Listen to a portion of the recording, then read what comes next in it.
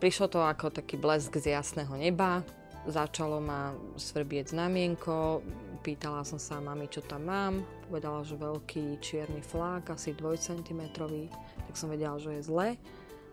Išla som hneď ku kožnej. Tam ma vlastne automaticky hneď poslala na onkológiu.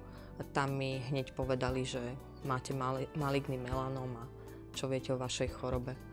Reagovala som na to celé tak, že som dostala šok. Bola som úplne paralizovaná. Išla som z Klenovej trolejbusom a po vystúpení som sa nejako roztriasla a prišla do prvej lekárne a chcela tabletky na ukludnenie. Predali mi nejaké homeopatika. Takže najprv mi museli vybrať maligný melanóm. Ten vybrali a robili biopsiu pravej lymfatickej uzliny na nohe, aby zistili, že či už to pokročilo niekde ďalej. A naraz robili biopsiu a vyberali melanom. Biopsia ukázala, že teda je niečo v tej pravej uzline, takže musí nasledovať druhá operácia a musí to ísť von, proste uzliny. To bolo niečo, s čím som nerátala, lebo som vlastne sa tak nastavila, že pôjde to svinstvo von, ale nič ďalej. No, to ma dalo dosť dole, lebo s tým som nerátala. Takže tam dochádzalo k väčšiemu strachu, väčšiemu narastaniu takého pesimizmu a vlastne doktorov po druhej operácii som sa opýtala, čo teraz, čo mi hrozí, čo nasleduje, môžeme aj zomrieť, bude sa to rozširovať a všetky také otázky. Tak prišiel strach zo smrti. Nikdy som o smrti neuvažovala. Som si myslela, že som nesmrteľná.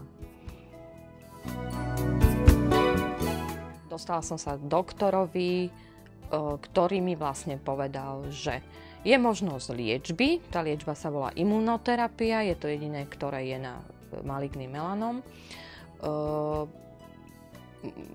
Prináša také a také negatívne veci so sebou, môžem ju absolvovať alebo nie.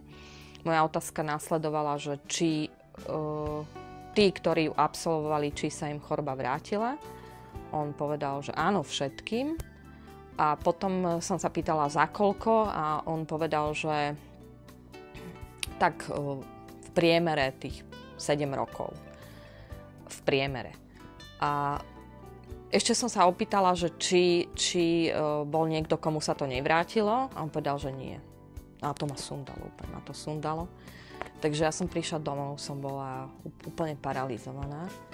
A vtedy som sa už rozhodla, že proste sme si nesadli s tým doktorom. Ešte mi povedala takú vetu, ktorá ma dala dole, že vy ste ekonómka, tak si to zrátate a môžete zrátať. A ja som povedala, že áno, môžem si to zrátať, že mám 4-ročné dieťa, že si to viem zrátať. No a vtedy som si uvedomila, že aj keď je situácia doma, teda, že keď je situácia ťažká, vždy mám také nejaké právo voľby. A že tento doktor, že to není ono. Ako, že pocitovo, že toto nie je ono, lebo sú tam vzťahy potom, ktoré sa vytvoria blízko, neviem, človek to musí tak nejak cítiť, že dôveruje tomu doktorovi a ja som mu nedôverovala. Takže som zmenila doktorku, vybrala som si inú doktorku, bol urazený, bolo mi to jedno, išlo o môj život a to bolo úplne niečo iné. A naopak to bolo zase tak dobré, že vlastne ďačím jej za veľmi veľa, Zuzke mojej.